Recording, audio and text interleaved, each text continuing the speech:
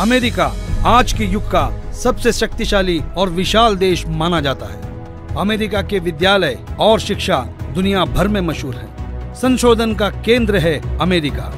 आइए देखते हैं अमेरिका के महान भविष्यवक्ता एंडरसन की भविष्यवाणी क्या कहती है।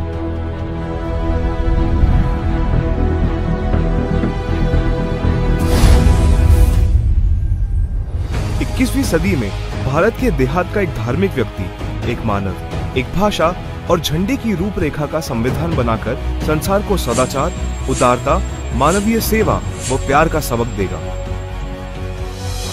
हम दुनिया भर के भविष्यवक्ताओं की भविष्यवाणियों पर रिसर्च कर चुके हैं। दुनिया के हर देश के भविष्यवक्ताओं को खंगाल चुके हैं। सदियों से की जाने वाली भविष्यवाणी का जब रहस्य खुला तो साक्षात उस दिव्य महापुरुष के दर्शन हो गए।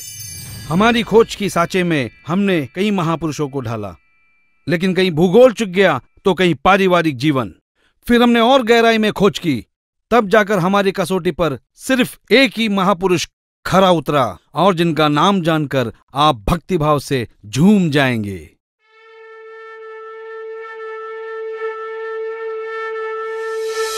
जी हाँ, जगत गुरु तत्वदर्शी संत रामपाल जी महाराज ही वो महापुरुष है जो इस पृथ्वी और मानवता का उद्धार करने के लिए हिंदुस्तान में जन्मे हैं। जगत गुरु तत्वदर्शी संत रामपाल जी महाराज ही वो महापुरुष है जिनके बारे में दुनिया भर के भविष्यवक्ता अपनी भविष्यवाणियों में कहते आए हैं। जी हाँ, संत रामपाल जी ही वो महापुरुष है जिनके 2 पुत्र और 2 पुत्रियां हैं और उनकी माताएं 3 बहनें हैं। वो महापुरुष संत रामपाल जी महाराज ही है जिनका जन्म 8 सितंबर 1951 में पंजाब प्रांत में हुआ। सन 1966 में हरियाणा प्रांत पंजाब से अलग हुआ था। जी हाँ, वो महापुरुष संत रामपाल जी है जिन्होंने दुनिया के सारे संतों को आध्यात्मिक ज्ञान चर्चा में निरुत्तर किया है। उनके आध्यात्मिक ज्ञान का लोहा सारी दुनिया मानती है।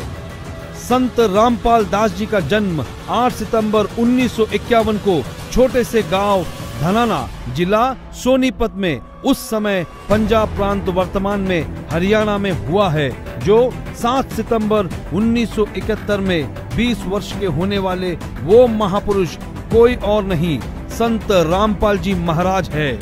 अपने ज्ञान के बूते संसार को हैरान करने वाले वो महापुरुष संत रामपाल जी महाराज है।